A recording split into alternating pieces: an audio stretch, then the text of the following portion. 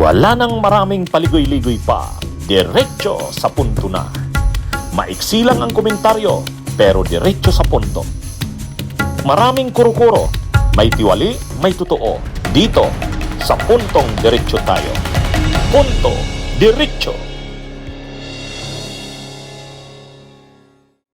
Si Sara Duterte ba bilang nakaupong vice presidente, impeachable officer, pwedeng imbestigahan at i-prosecute ng ombudsman? O yan, pag-uusapan natin yan. May mga tanong.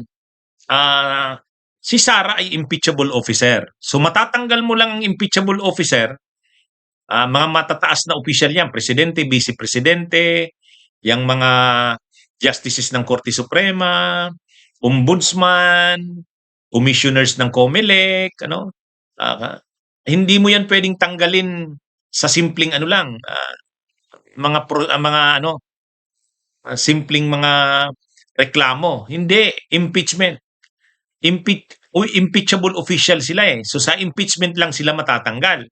So dahil hindi sumulong yung impeachment ni Sara sa Kongreso, yung isang nakikita ngayon na option, ombudsman. Kasuhan sa ombudsman, si Sara Duterte.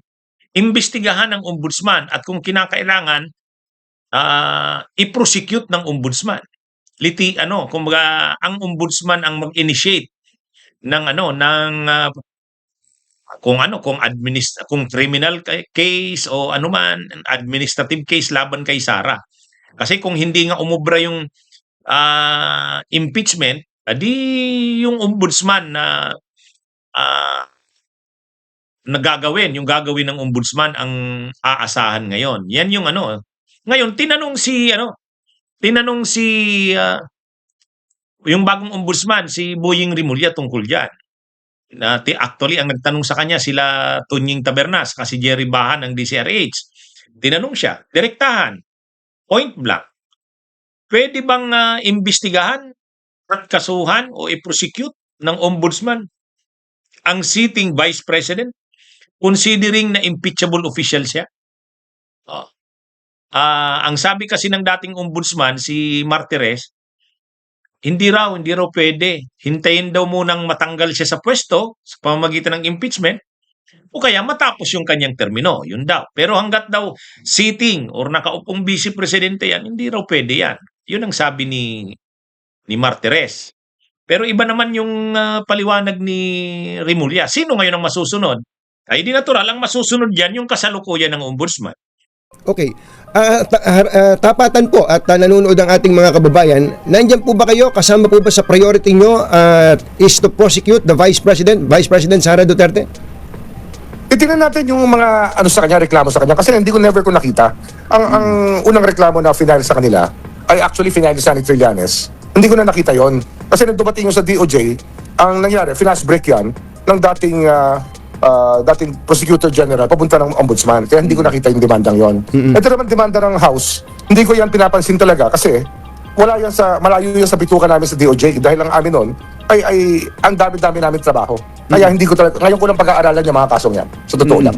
And besides, pwede po bang i-prosecute ang sitting Vice President kung hindi pa siya na-impeach?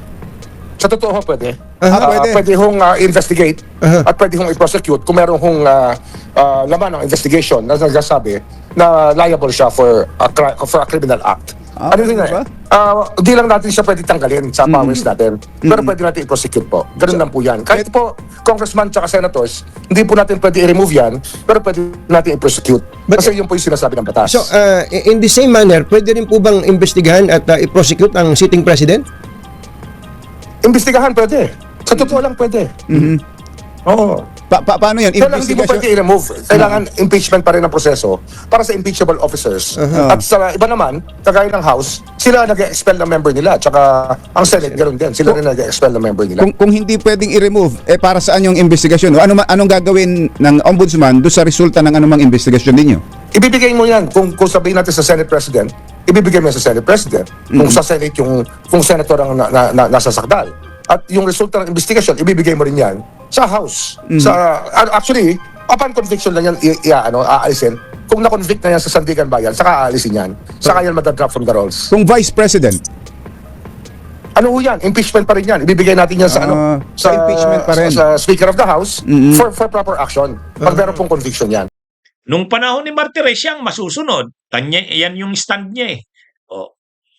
Pero ngayon, hindi na siya ombudsman. Tapos na. Di kung ano naman ano ngayon yung stand ng ombudsman, yan yun. Tulad din yan yung policy ni Martires dati.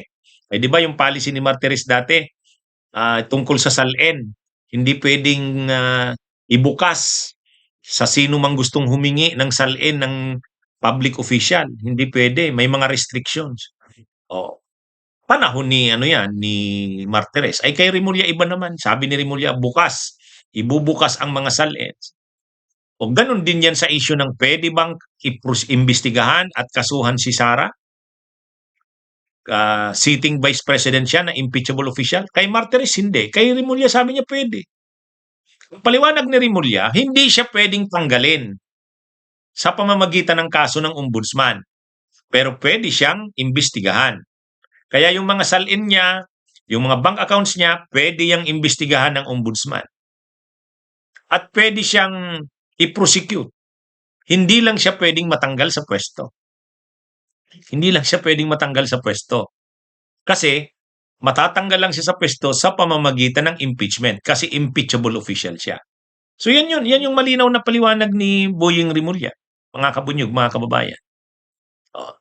Kaya ano yun? At least categorically in-address na ni Rimulya yung issue na yan. Nasa kapangyarihan ba ng ombudsman ang pag-imbestiga at pag-prosecute kay Sara?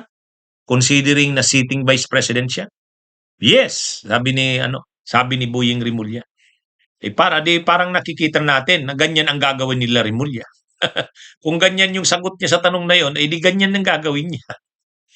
Ganyan ang gagawin niya. Abangan natin mga kabunyog, mga kababayan. Bunyog, bunyog, halikan na kasama ka. Bunyog, kapag buklod ay may pag-asa. Luzon, Visayas, Mindanao, isa ang pananaw. Sa bagong Pilipinas ang bunyog isisigaw. Bunyog, bunyog.